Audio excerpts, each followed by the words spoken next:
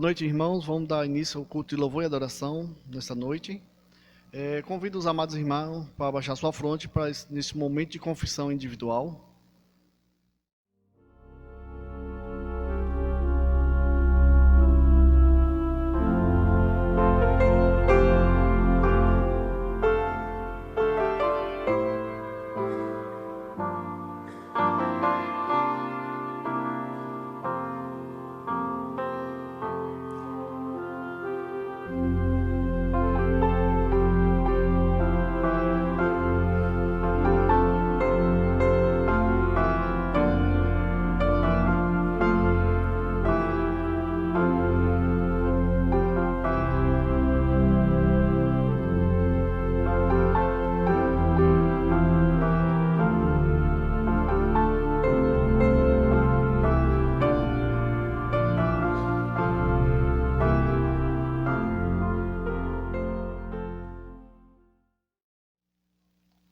Agora convido os amados irmãos para uma leitura bíblica, onde se encontra em Salmos 42, de 1 a 11.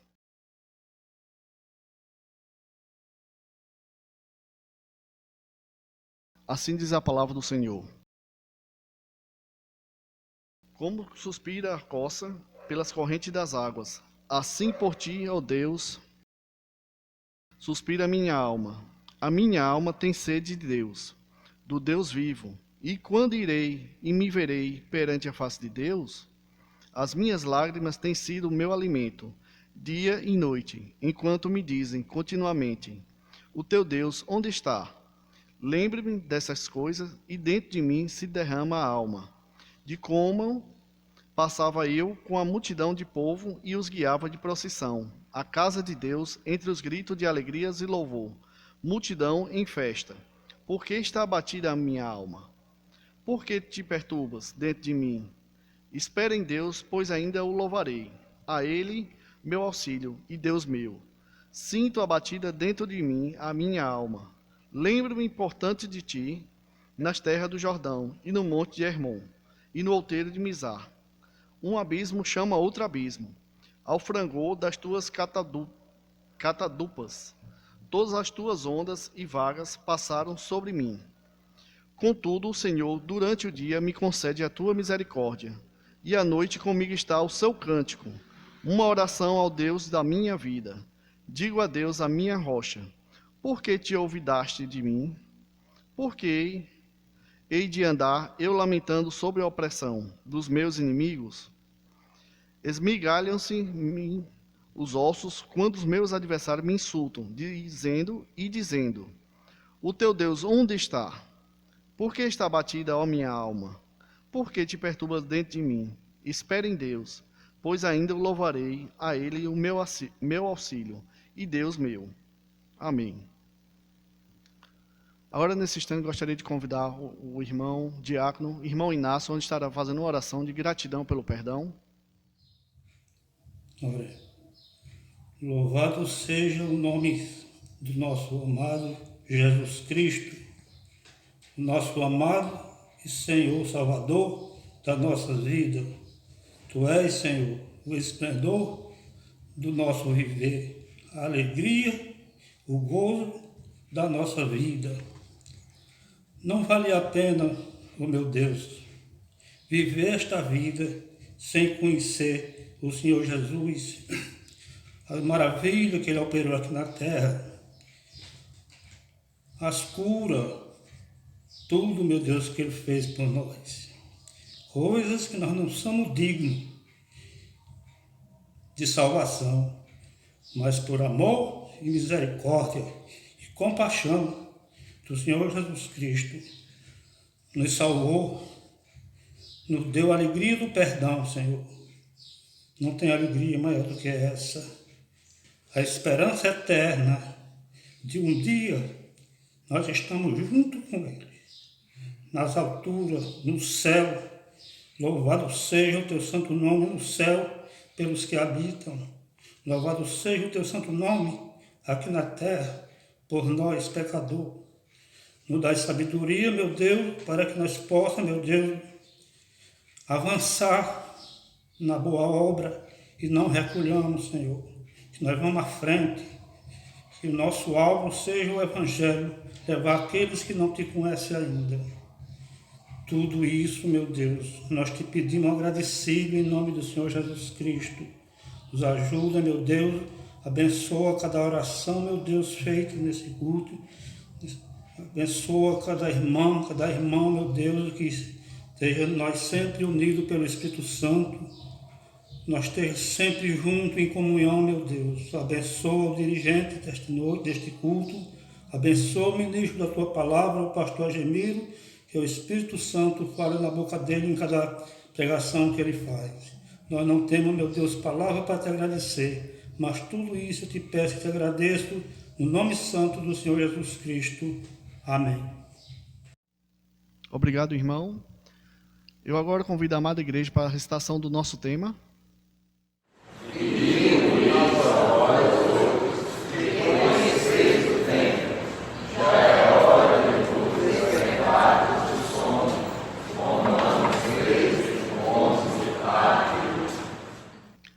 Recitação da nossa missão. Glorificar a Deus, edificar os salvos, sustentar os valores morais e espirituais do cristianismo e difundir a fé cristã. Agora eu convido nesse instante a amada igreja para o nosso hino oficial da divisa 176 do canto cristão, Tempo de Ser Santo.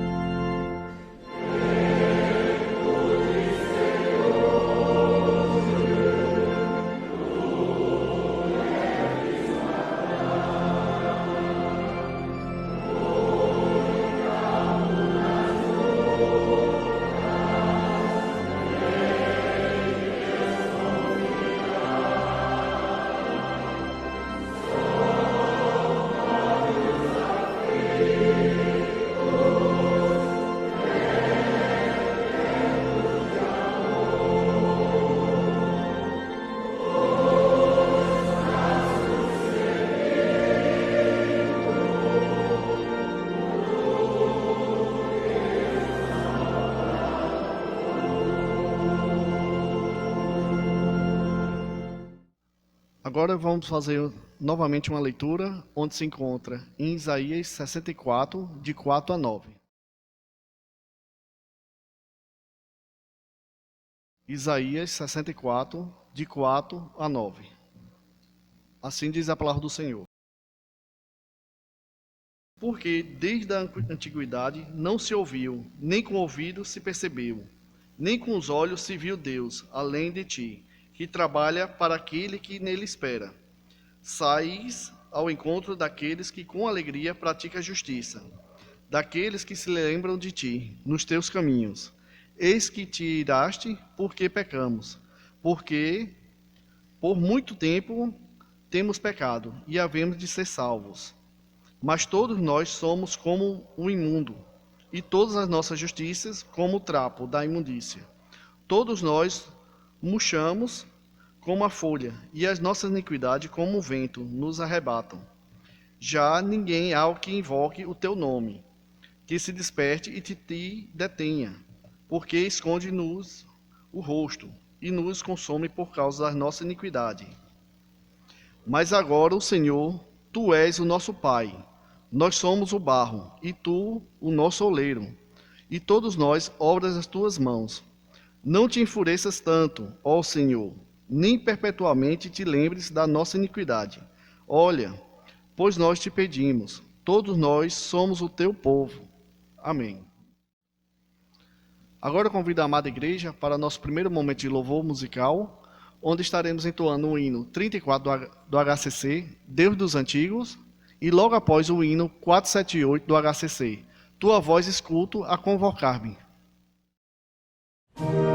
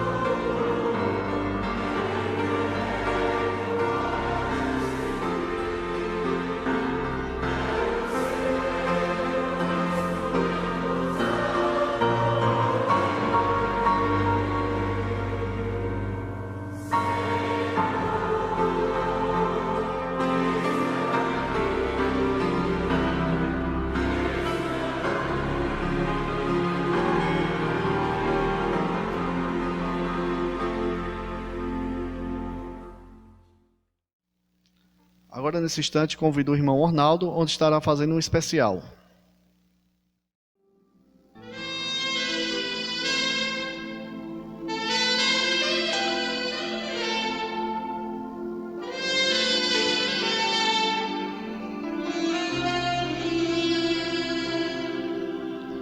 Como vai tua vida?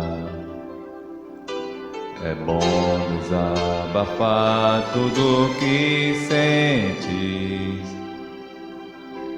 Não pode desanimar, precisa suportar até o fim.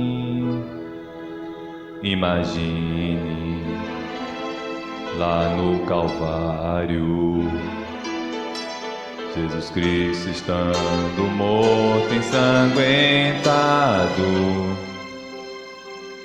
os cravos em suas mãos, com amor no coração, tudo isto por você. É difícil carregar a cruz que ele levou, carregou sem reclamar. É impossível esquecer sua morte lá na cruz, lembrança de Jesus, lembrança de Jesus.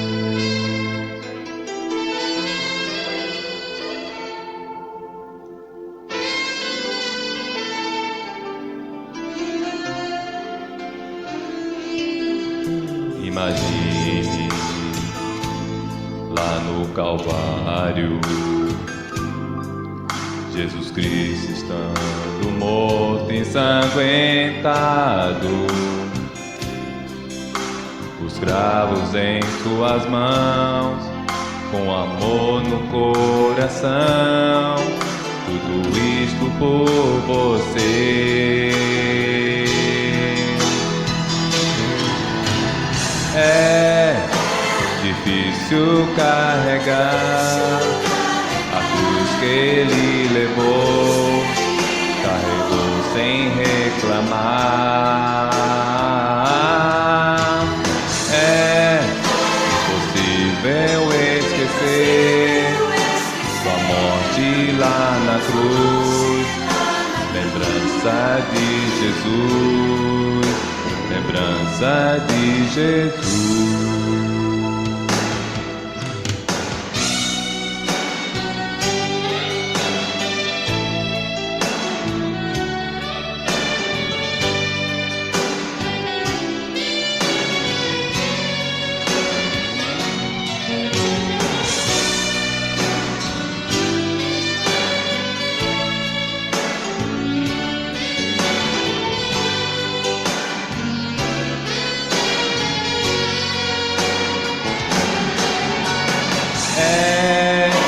Difícil carregar a cruz que ele levou, carregou sem reclamar.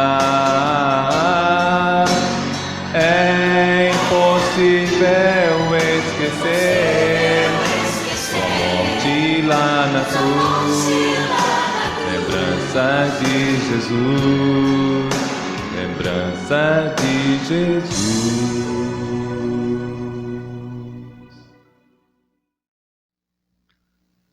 Agora, nesse instante, convido o irmão Daniel, onde estará fazendo uma oração de intercessão. Pai eterno, Deus santo, Senhor de toda a glória, é pelos méritos do nosso Senhor e Salvador Jesus Cristo que nos colocamos na tua santa e maravilhosa presença para clamar a ti, Senhor, e nos conceda, ó Deus, sabedoria, discernimento, forças, para que a cada dia, Senhor, estejamos mais dedicados a buscar a tua face, a buscar aprender mais de ti através da tua santa palavra, para que possamos, ó Deus, viver e nos dedicar única e exclusivamente a trazer honras e glórias ao teu santo nome. Clamamos a ti, ó Deus, por cada membro da tua igreja, por cada pai, por cada cabeça do lar, para que tenhamos lares, ó Deus, de adoradores fiéis, obedientes a ti, que te buscam a cada dia, que buscam a cada dia crescer em santidade, e que a cada dia, Deus, estejamos cada vez mais parecidos com teu Filho Jesus Cristo.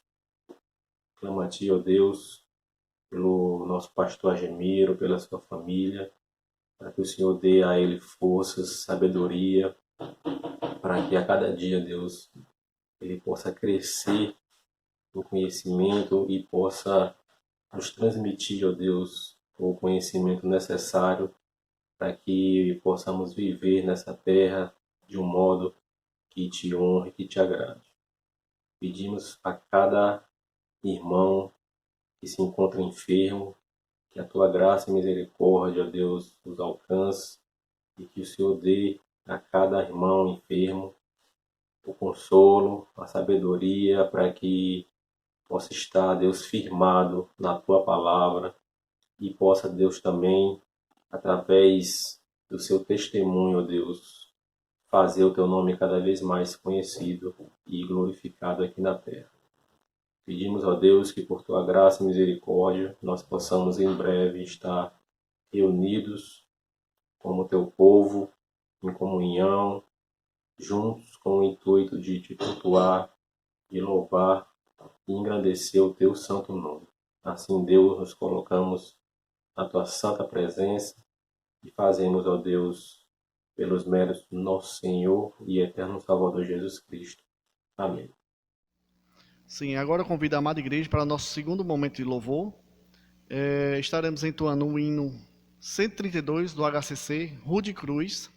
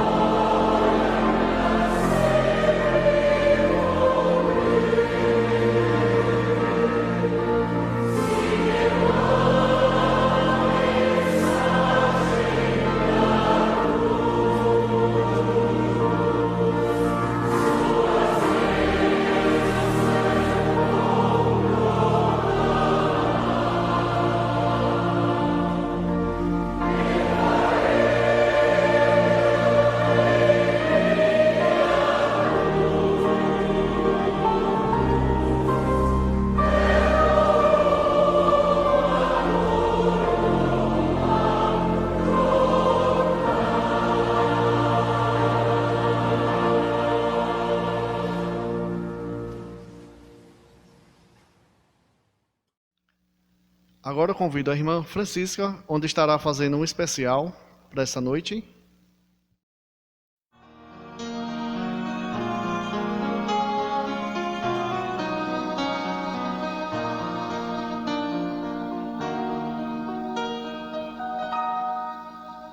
Pela via dolorosa em Jerusalém chegou certo homem carregando uma cruz.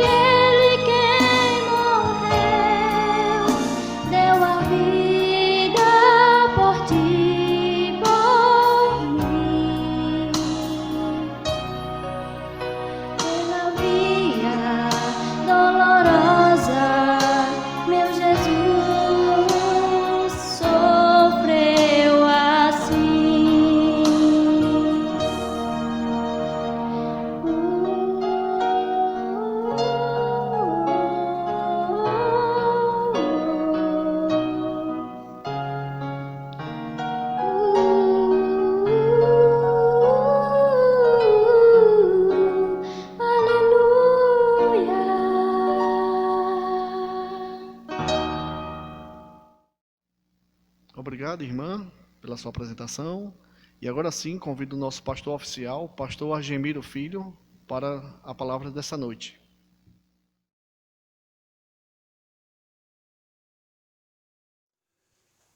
Boa noite, meus queridos irmãos.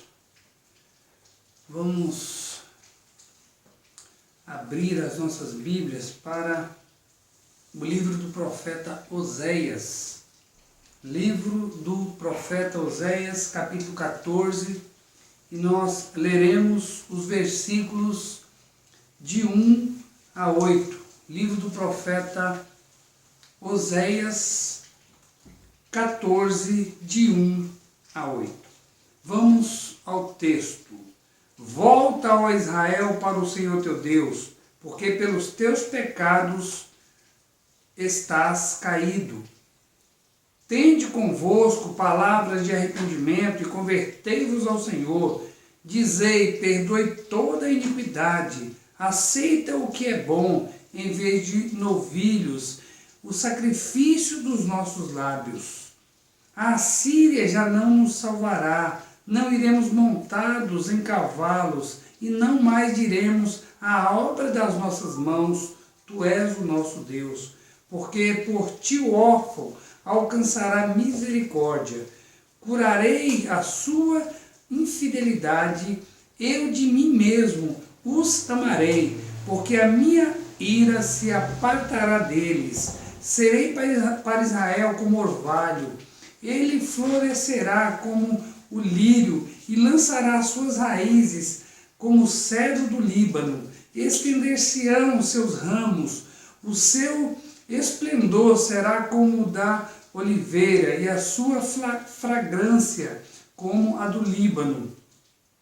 Os que se assentam de novo à sua sombra voltarão, serão vivificados como o cereal e florescerão como a vide. A sua fama será como a do vinho do Líbano. Ó Efraim, que tenho eu com os ídolos? Eu te ouvirei, cuidarei de ti, sou como cipreste verde, de mim procede o teu fruto. Queridos, vamos orar neste momento, vamos pedir de Deus a graça. Senhor nosso Deus e nosso amado Pai, obrigado a Deus por podermos estar diante da Tua Palavra para dela extrair lições para as nossas vidas. Ó Deus, nós pedimos que o Senhor possa dispor o nosso coração para, ó Deus, nos inclinarmos à Tua Palavra, que ela ache guarida em nosso coração, ó Deus, e, ó Deus, assim faça, realize as mudanças que Tu sabes, ó Deus, que precisam ser realizadas. Abençoe o Teu povo através da Tua Palavra.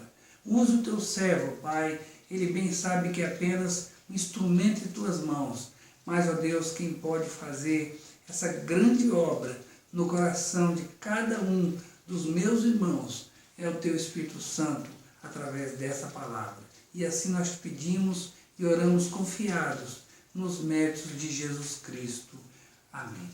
Queridos irmãos, é um prazer novamente estar com vocês para juntos, não é? Ou chegar até vocês, melhor dizendo, através desse vídeo, para compartilhar um pouco mais da palavra do Senhor com vocês. O texto, como nós vimos, Oséias 14, de 1 a 8, o tema é sensatez. Sensatez é o tema que eu gostaria de pensar, de considerar com vocês essa noite. Foi um ato de completa insensatez. Assim, certo pregador descreveu a atitude de Ló quando se viu ali obrigado a se separar do seu tio Abraão. Então, eu me lembro de estar em um determinado local, numa determinada igreja, e o pregador que pregava então sobre Gênesis 13, de 7 a 13, não é, que narra aquele episódio, não é, da separação de Ló e do seu tio Abraão. Então ele que pregaria ou pregou em cima desse texto ou sobre esse texto, ele então disse: foi um ato de completa insensatez. Foi assim que ele então descreveu a atitude de Ló quando se viu obrigado a se separar do seu tio. Vamos então à narrativa baseada na qual esse pregador disse isso. Pelo que houve contenda entre os pastores de gado de Abraão e os pastores de gado de Ló, e nesse tempo os cananeus e os perezeus habitavam a terra. Disse, pois, Abraão a Ló: ora, não haja contenda entre mim e ti, e entre os meus pastores e os teus pastores, porque nós somos irmãos. Porventura não está toda a terra diante de ti? Rogo-te que te aparte de mim. Se escolheres a esquerda, eu irei para a direita, e se escolheres a direita, irei para a esquerda. Não é? Então Ló levantou os seus olhos e viu toda a planície do Jordão, que era toda bem regada, antes de haver o Senhor destruído Sodoma e Gomorra, e era como o jardim do Senhor, como a terra do Egito, até chegar a Zoar. E Ló escolheu para si a planície do Jordão e partiu para o Oriente. Assim se apartaram um do outro. Habitou Abraão na terra de Canaã e Ló habitou nas planícies, nas cidades da planície. E foi armando as suas tendas até chegar a Sodoma. Ora, os homens de Sodoma eram maus e grandes pecadores contra o Senhor. Então eu li Gênesis 13, de 7 a 13. Queridos, foi então baseado nessa atitude de Ló que o referido pregador disse foi um ato de completa insensatez. Ló escolheu seu destino com base em sua visão e escolheu errado. Eu concordo plenamente com esse pregador e acredito que essa atitude de Ló deve sim ser anexada a muitas outras atitudes de outros personagens, não é, bíblicos, que denotam uma completa falta de sensatez ou uma completa insensatez. E pensando, queridos, em insensatez, creio que o texto de Oséias, que o que lemos inicialmente, tem muito a nos dizer.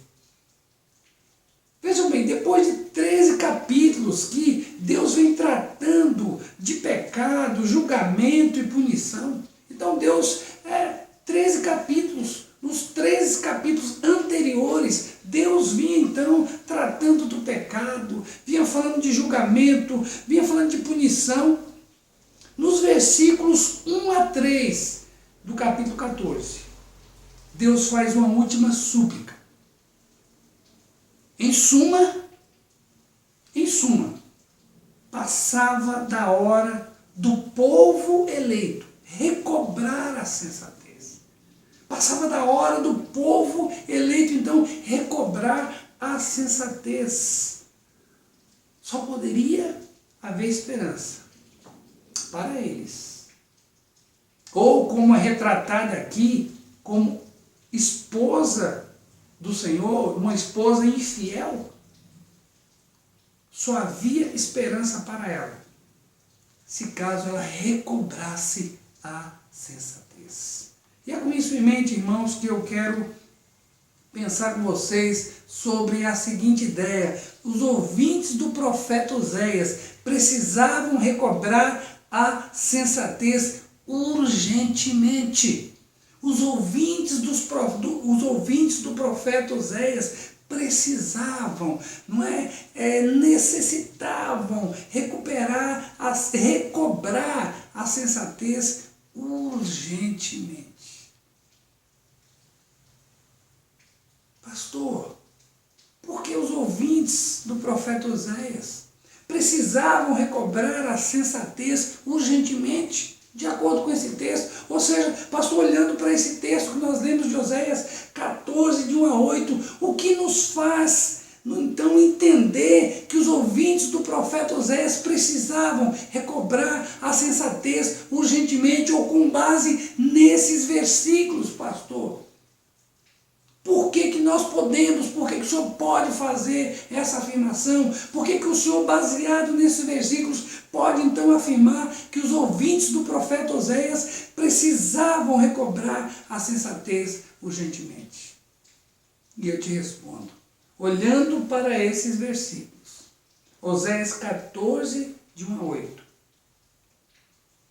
eu digo que os ouvintes do profeta Oséias precisavam recobrar a sensatez urgentemente por 3 motivos. Pelo menos 3 motivos são apresentados nesse texto. 3 motivos contém nesses versículos.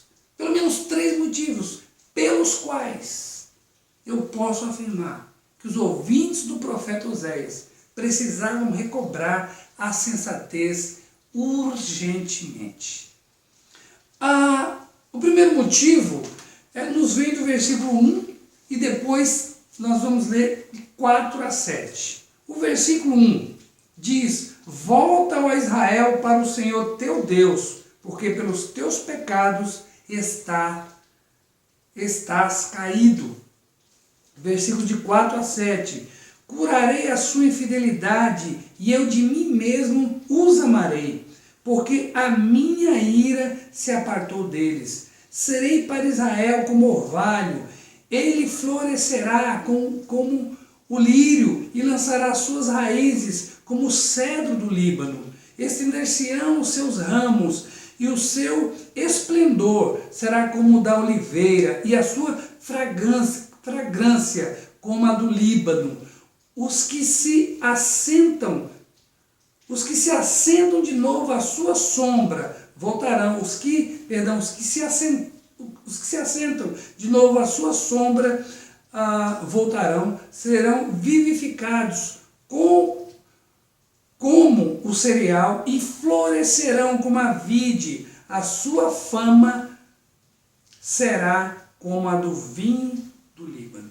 Então, eu li o versículo 1 do capítulo 14 e os versículos de 4 a 7 desse capítulo. Queridos, com isso, eu quero dizer mais especificamente, não é? Baseado no versículo 1, por que então os ouvintes do profeta Oséias precisavam recobrar a sensatez urgentemente. Porque só com sensatez admitiriam que admitiriam a relação entre os seus reveses e a precariedade do seu relacionamento com o Senhor. Só através então de uma sensatez, só recobrando a sensatez, esse povo, essa esposa fiel, ela então perceberia, ela poderia então admitir a relação entre seus reveses e a precariedade do seu relacionamento com o Senhor. Só com a sensatez, só se ela recobrasse a sensatez. A causa de toda desventura que o texto descreve aqui no versículo 1 como está caído, não é? Que representa uma completa destituição moral e espiritual, porque aqui fala de imoralidade, fala de infidelidade à aliança ou com aquele, não é, com o qual ela ou o povo fez uma aliança como uma esposa. Então, o estar caído representa uma completa destituição moral e espiritual. Era a infidelidade ou o pecado da nação, ou esse era o pecado da nação. A nação representava, no livro, é representada, como eu falei, como uma esposa que havia sido infiel com seu marido, o Senhor, com o qual então tinha estabelecido ou firmado uma aliança, um pacto. E essa infidelidade teve suas consequências, efeitos. A nação estava sob a mira da ira divina. O Senhor retirara dela a sua graça. Quando nós vemos aqui nos versículos de 4 até os versículos 7, se você observar, o Senhor está como a dizer, olha, eu vou te restituir essa condição, eu vou te dar novamente essa condição, porque eles haviam perdido. O Senhor eles seriam dessa maneira, porque eles haviam decaído dessa condição. Então, irmãos, o Senhor retirara dela, ou da nação, a sua graça, ou da sua esposa infiel. Não havia nela estabilidade, nem vivacidade, nem beleza, nem poder para ser uma bênção para ninguém. Era essa a situação, porque o que os versículos de 4 a 7 fala, é uma restituição. O Senhor restituiria, o povo gozaria novamente esse estado. Por quê? Porque não gozavam no presente. O povo não gozava no presente.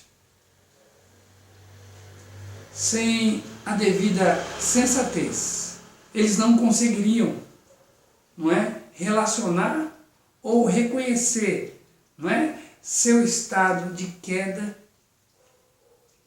Eles não iam reconhecer ou relacionar, o seu estado de queda com tudo aquilo que estava acontecendo com eles. Eles não conseguiriam então relacionar, seu estado de queda com a sua infidelidade. O povo bem poderia se lembrar das palavras que foram ditas por boca de Moisés. Eis que hoje ponho diante de vós a bênção e a maldição. A bênção quando cumprides os mandamentos do Senhor vosso Deus, que hoje vos ordeno. A maldição, se não cumprides os mandamentos do Senhor vosso Deus, mas vos desviardes do caminho que hoje vos ordeno, para seguirdes outros deuses que não conheceis. Deuteronômio 11, 26 a 28. A nação bem poderia, o povo bem poderia se lembrar, que essas bênçãos, elas eram condicionadas à fidelidade. Bem poderiam se lembrar, mas a situação deixa bem claro que tais palavras estavam sendo totalmente ignoradas. E só mesmo o retorno à sensatez, ou o retorno à sensatez, os faria então levar tais palavras em consideração. Acaso tudo isso não te sucedeu por haveres deixado o Senhor, teu Deus, quando te guiava pelo caminho? O abandono.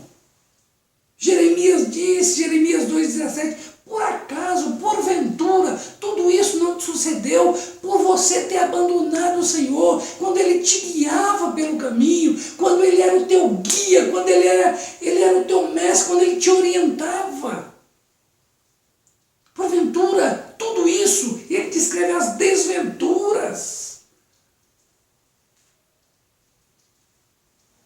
Queridos, causa e efeito. Eis um tema que precisamos sempre trazer à tona. Sempre trazer à tona.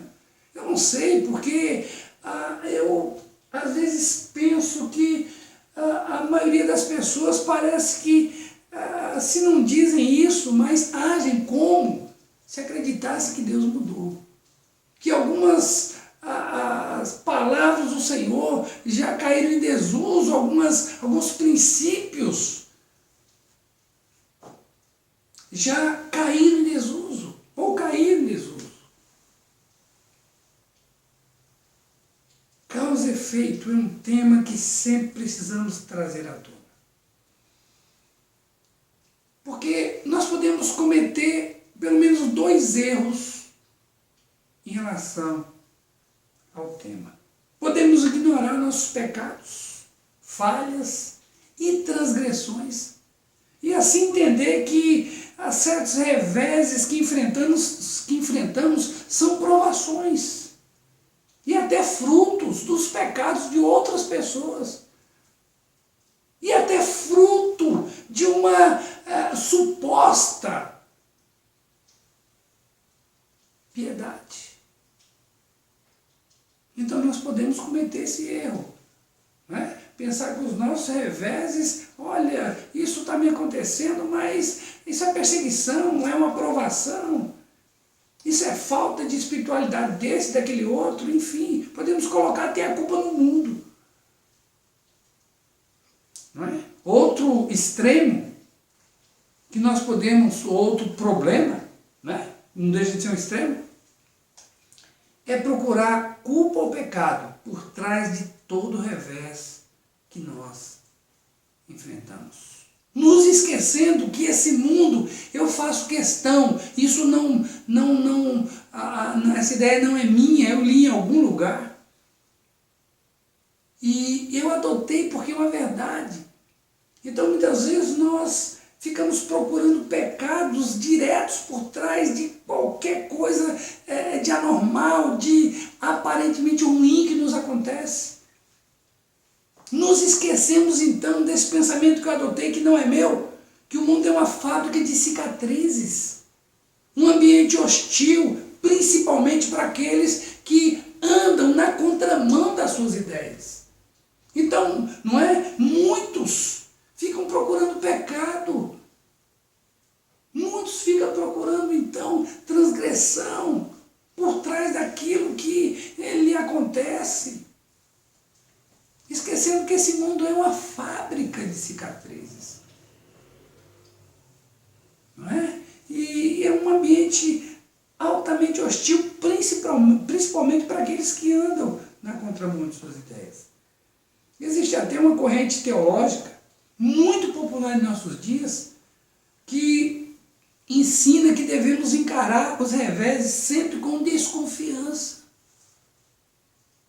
Sempre com desconfiança. Não foi assim que os amigos de Jó encararam os reveses que o patriarca enfrentava? Quando Jó, então, ele diz, eu lavo minhas mãos na inocência. Jó não estava se declarando, olha, eu sou santo. Mas o que ele estava dizendo, olha, eu não há pecado em mim que justifique isso, pecado direto. Jó então luta, ele diz, olha, eu vou defender a minha honestidade, não é? Eu vou defender então a minha pureza até o fim, porque ele sabia que não havia pecado em sua vida, pelo menos pecado direto. Ou seja, o que ele passava não era fruto de pecados diretos. Ele tinha essa convicção em seu coração. E os seus amigos tentavam então dissuadi-lo, não é? Do contrário, tentavam então convencê-lo do contrário. Então hoje tem essa corrente teológica que segue então ao caminho, não é? A teologia dos amigos de Jó. Não pode haver um revés que não tenha então um pecado por trás dele.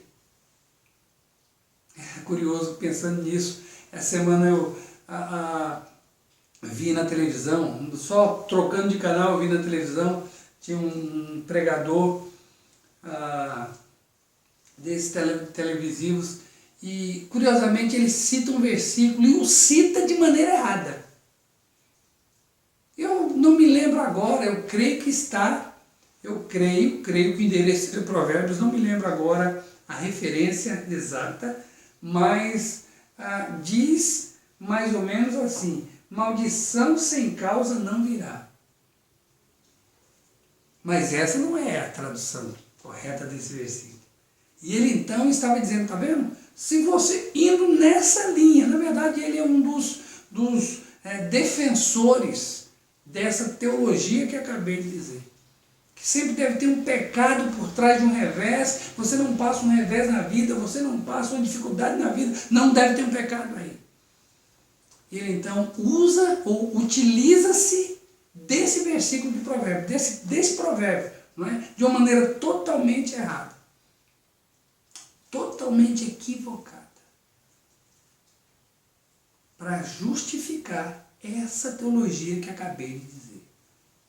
Queridos, existem reveses, como no caso dos contemporâneos de Oséias, onde ficam evidentes se tratar de uma disciplina do Senhor. Era o Senhor tratando com aquele povo. Já em outros casos, não. O que às vezes nos falta é a sensatez ou o discernimento necessário para chegarmos à conclusão correta. Sem contar que muitas vezes nos falta um conhecimento bíblico básico para chegar a esse entendimento. Às vezes nós somos mais supersticiosos do que qualquer outra coisa saudável. Lembremos de Paulo quando foi mordido por uma víbora. Lá em Atos diz assim: tendo Paulo ajuntado e atirado à fogueira um feixe de gravetos, uma víbora, fugindo do calor, prendeu-se-lhe a mão. Quando os bárbaros viram a víbora pendente na mão de Paulo, disseram uns aos outros: certamente este homem é assassino, porque salvo do mar, a justiça não deixa viver. Porém ele, sacudindo o réptil no fogo, não sofreu mal nenhum, mas eles esperavam que ele viesse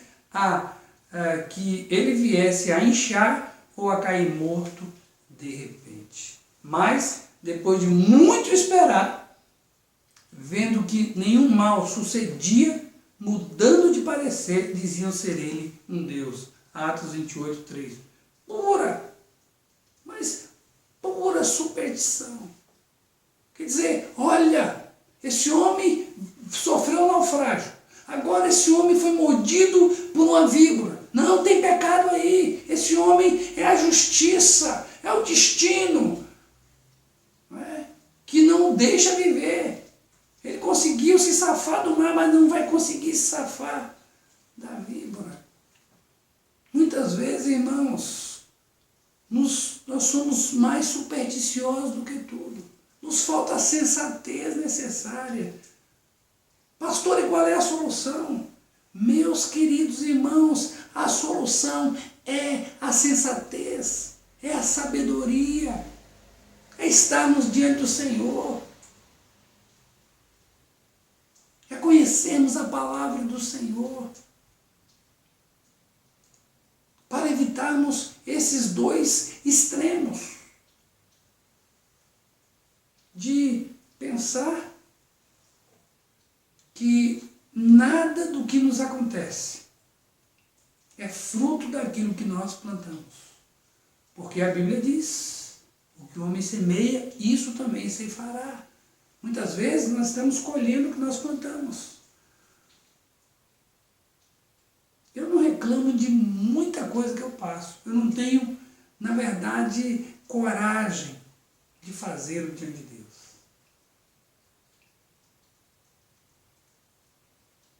Muitas vezes, irmãos, foi o que nós plantamos.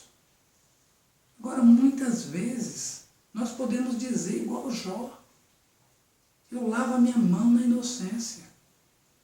Olha, eu vou até o final da minha vida brigando, defendendo a minha pureza e a minha inocência. Mas, muitas vezes, eu conheci uma pessoa, não foi na nossa igreja aqui, fique tranquilo, há muitos anos, bem no começo do meu ministério, que tudo para essa pessoa era aprovação. Era uma pessoa que a ela faltava muita sabedoria, e não só em alguns momentos, como falta a cada um de nós, mas constantemente. Era uma pessoa falta de sabedoria. Sempre se envolvendo em um e outro problema, e ela dizia para mim: olha, é aprovação. É aprovação. Quer dizer, ela não se atinava, ela não conseguia enxergar, não tinha a sensatez necessária para enxergar que os seus problemas eram fruto das suas ações. E muitas vezes nos falta isso. A esse povo faltava. Como eu disse, queridos, só com sensatez admitiriam a relação entre seus reveses e a precariedade do seu relacionamento com o Senhor. Mas, amados, outro motivo, de acordo com o texto, porque os ouvintes do profeta Oséias precisavam recobrar a sensatez urgentemente, os versículos de 2 a 7. Mas vamos ler mais os versículos 2, não, vamos ler o 2 a 7 mesmo.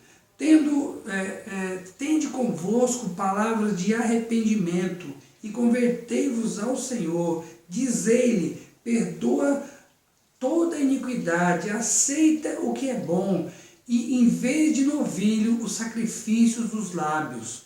Assim, a Síria já não nos salvará, não iremos montados em cavalos, e não mais diremos a obra das nossas mãos, tu és o nosso Deus. Por ti o órfão alcança misericórdia. Curarei a sua infidelidade e de mim mesmo o amarei, porque a minha ira se apartou deles. Serei para Israel como orvalho, ele florescerá como lírio e lançará suas raízes como o cedro do Líbano. Estender-se-ão os seus ramos e o seu esplendor será como o da oliveira, a sua fragrância como a do Líbano. Os que se assentam de novo à sua sombra voltarão, serão vivificados como o cereal e florescerão como a vide, e a sua fama será como o vinho do Líbano. Nós já lemos os versículos de 4 a 7, lemos de novo agora, mas com isso eu quero dizer que, irmãos, outro motivo porque os ouvintes do profeta Oséias precisavam recobrar a sensatez urgentemente, é porque só com sensatez admitiriam a relação entre se humilhar e ser honrado pelo Senhor. Só com sensatez eles admitiriam a relação entre se humilhar e ser honrado pelo Senhor. Se humilhar diante do Senhor e ser honrado pelo Senhor. Deus tinha motivos de sobra. O Senhor tinha motivos de sobra para rejeitar a sua esposa infiel. Mas escolheu oferecer-lhe seu perdão. E assim insta com ela para que lhe dirija palavras sinceras de arrependimento, pedindo a ele, com o qual for infiel, que lhe perdoasse. O Senhor então podia rejeitar Israel. Olha, foi infiel a minha aliança, foi infiel, mas aqui não. Ele escolheu oferecer o seu perdão. E assim insta com ela, para que lhe dirija palavras sinceras de arrependimento, pedindo a ele, a quem fora ou com quem for infiel, que lhe perdoasse. Nessa ocasião, ela não deveria procurar lhe oferecer nenhum sacrifício, a não ser o dos seus próprios lábios. E não somente isso, precisava estar disposta a fechar a porta atrás de si, a abandonar aquela sua vida, a dizer para a Síria, olha, acabou, não vamos confiar nossa salvação a vocês não. Aqui também, o versículo 3, quando diz, não iremos montados a cavalos, estamos falando do Egito, quer dizer, também não procuraremos o Egito não. Fechamos a porta atrás de nós. Além disso, além de fechar a porta atrás de nós em relação a em busca da Síria, a em busca do Egito, ainda também, olha, não mais diremos as obras das nossas mãos. Não é que ela é o nosso Deus, não. Vamos fechar essa porta atrás de nós.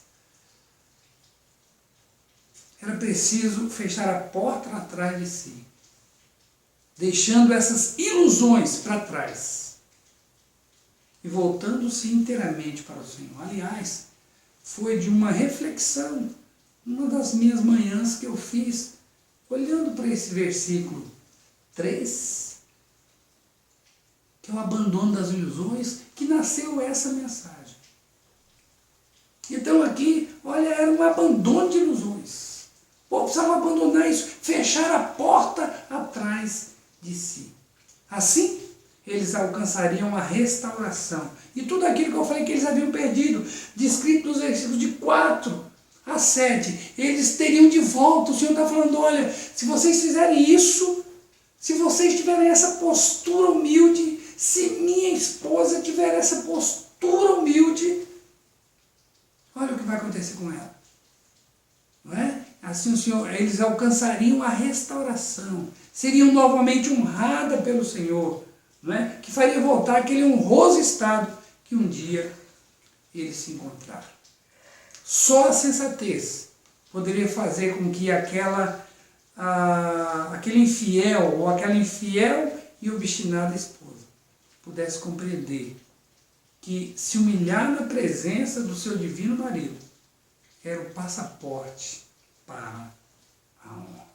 Queridos, pois não te comprazes em sacrifícios, do contrário, tolos daria, e não te agradas de holocaustos. Sacrifícios agradáveis a Deus são espírito quebrantado, coração compungido e contrito. Não o desprezarás, ó Deus. Salmo 51, 16 e 17. Um versículo também por demais conhecido. Antes da maior graça, portanto diz, Deus resiste aos soberbos, mas dá graça aos humildes. Tiago 4, 6.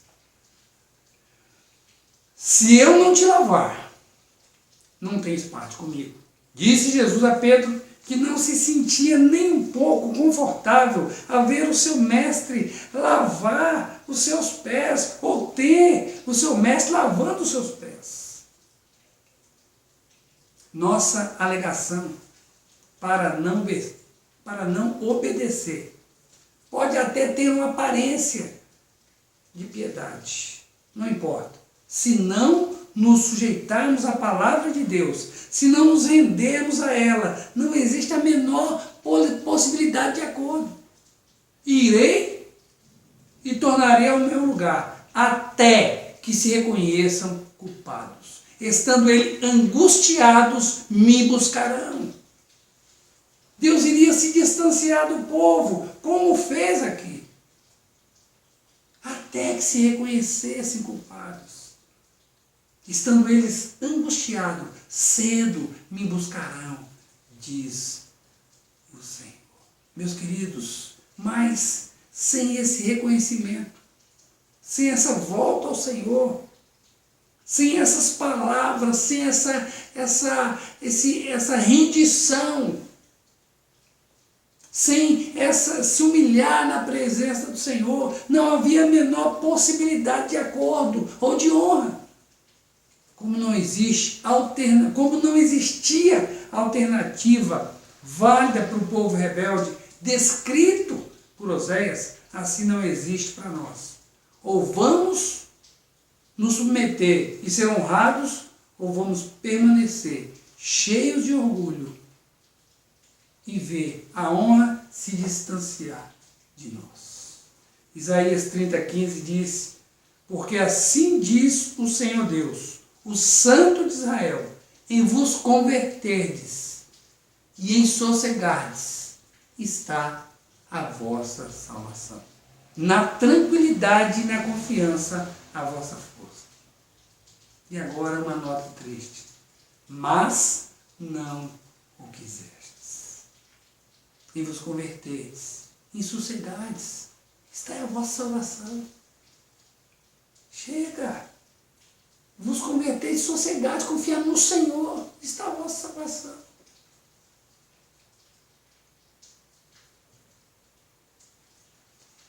as pessoas lá de fora são incapazes de compreender os paradoxos bíblicos. Morrer para viver, perder para ganhar, se humilhar para se honrar. Mas isso deve ficar restrito às pessoas que não conhecem o Senhor. Quanto a nós, quantas portas tivermos que fechar, fecharemos. Quantas coisas precisarmos deixar para trás, vamos deixar. Vamos deixar. Quando precisarmos, ou quanto precisarmos perder, que perdamos.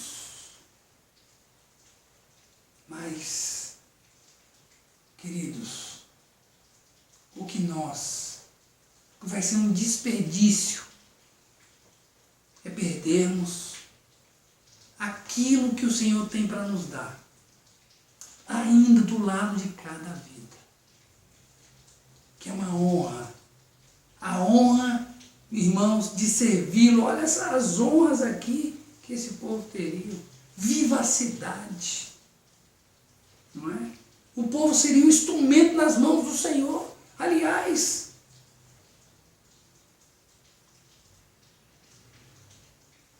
o que Deus diz, agora me passou o nome, não é? Mas Deus disse para um contemporâneo do profeta Jeremias: se tu te converteres, você vai ser minha boca. Eu não sei se foi para Jeremias que ele disse isso. Se tu te converteres, você vai ser minha boca. Foi sim para Jeremias. Se você se converter, eu vou te usar. E aqui o povo seria bênção na vida dos outros também. Mas para isso, esse povo descrito ou simbolizado aqui, né, como uma esposa infiel, precisava então entender, não é? Isso só com sensatez, então admitiriam a relação entre se humilhar e ser honrado pelo Senhor. Gosto sempre de falar, ainda que pareça repetitivo, mas eu acho algo tão importante. Eu acho tão importante, mas tão importante, que, com mais uma vez, essas palavras não são minhas também. Não é? Essas palavras vêm do pastor Martin Lloyd Jones. No reino de Deus, o negativo precede o positivo. Importante entender. Só com sensatez admitiriam a relação entre se humilhar e ser honrado pelo Senhor. Mas, queridos irmãos, outro motivo, de acordo com o texto, porque os ouvintes do profeta Oséias precisavam recobrar a sensatez urgentemente, nos vem no versículo 8. E aqui está muito claro, né? Isso aqui está muito claro. Ó Efraim, que tenho eu com os ídolos? Eu te ouvirei e cuidarei de ti. Sou como o cipreste verde, de mim procede o teu fruto. Queridos, com esse versículo em mente, eu quero dizer que os ouvintes do profeta Oséias precisavam recobrar a sensatez urgentemente, e outro motivo é que só com sensatez admitiriam a falta de relação entre os ídolos e o Senhor. Só com a sensatez eles então entenderiam a falta, agora a falta de relação entre os ídolos e o Senhor. O versículo 8, nessa versão que eu li, que é a versão atualizada, põe as palavras na boca do Senhor. Ó Efraim, que tenho eu? Quer dizer, que tenho a ver com os ídolos? Não é? Então aí cabe esse complemento, ou pelo menos temos que entender que é assim, essa é a ideia do texto. Ó Efraim, que tenho eu a ver com os ídolos? Isso está na revista atualizada. Eu te ouvirei e cuidarei de ti. Já a edição revista e corrigida coloca as palavras na boca do povo. Efraim dirá: que mais tenho eu com os ídolos? Eu o tenho ouvido, e isso considerarei. Eu sou como uma faia verde, de mim é achegado o teu fruto. Queridos, esse versículo é, em parte, uma reflexão, ou um chamado à reflexão, ou um chamado para isso, ou uma conclusão a que se chegou, e também uma promessa. Com promessa dá a entender que o tempo da idolatria terminou. Afinal, Deus nada tem a ver com os ídolos. Que tenho eu com os ídolos? Ou Efraim dirá: que tenho eu com os ídolos? De qualquer forma, só com sensatez admitiriam a falta de relação entre os ídolos e o Senhor. É bom que se diga que a promessa do capítulo se cumpre na era messiânica. Queridos, os piores ídolos não são feitos de cerâmica, madeira, metal ou qualquer outro tipo de material. Às vezes, nem físicos são. Os piores ídolos são aqueles que se encontram no coração. Quem sabe, antes de eu dizer isso, né, quando chegamos então a essa divisão da mensagem, ou quando eu anunciei essa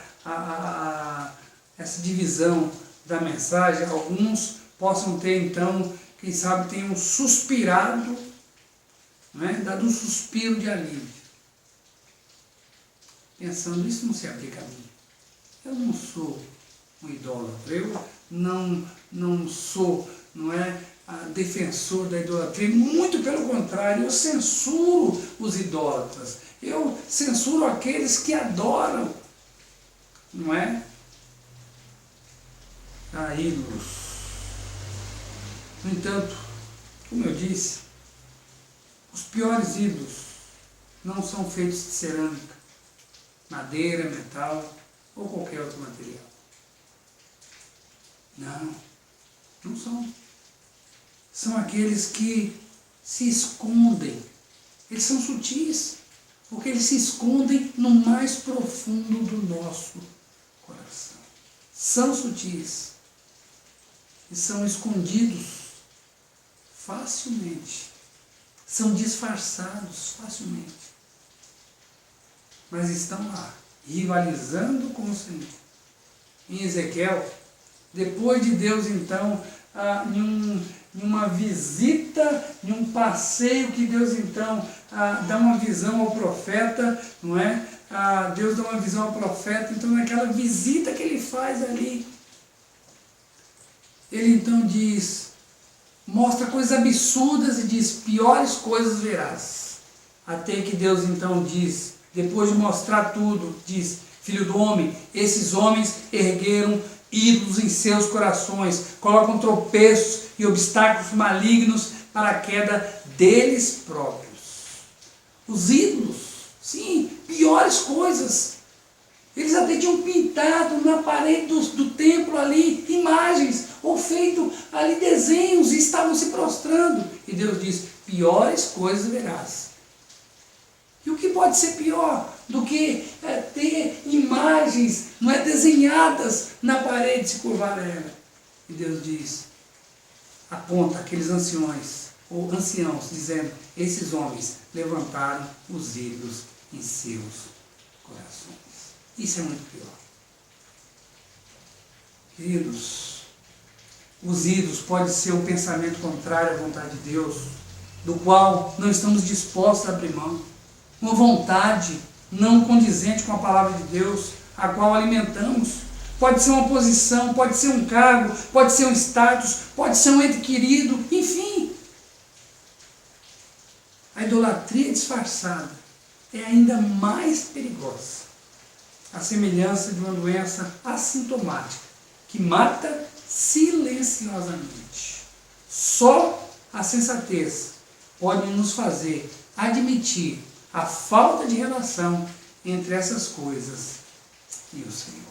Como eu disse no início, os ouvintes do profeta Oséias precisavam recobrar a sensatez urgentemente. E por quê? E eu apresentei pelo menos 3 motivos. Só com sensatez admitiriam a relação entre seus reveses e a precariedade do seu relacionamento com o Senhor. Só com sensatez admitiriam a relação entre se humilhar e ser honrado pelo Senhor. Só com sensatez admitiriam a falta de relação entre os ídolos e o Senhor. Oremos. Pai amado, querido, utilize, ó Deus, utilize essa palavra no coração de cada uma das pessoas que me ouviram nessa noite. Que possamos compreendê-la e, pela força e poder do Teu Espírito, fazer as devidas aplicações à nossa vida. É assim que nós oramos e fazemos gratos, ó Pai, em nome do Teu Filho amado, Jesus Cristo. Amém. Queridos, que Deus vos abençoe. Obrigado, pastor, pela palavra que nos trouxe essa noite. Convido a amada igreja para mais um louvor musical. Logo após a bênção pastoral, tríplice amém, e ao som do pós-lúdio musical estaremos encerrando a programação dessa noite. Obrigado a todos, Deus abençoe.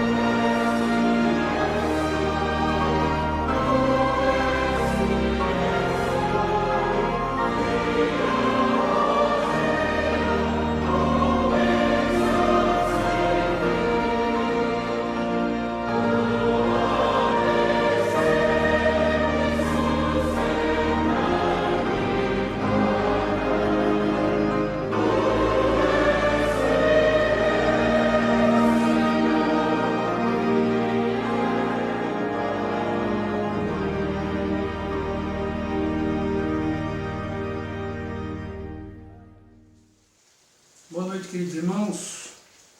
Voltando para impetrar a bênção pastoral. Vamos, nesse momento, a bênção pastoral.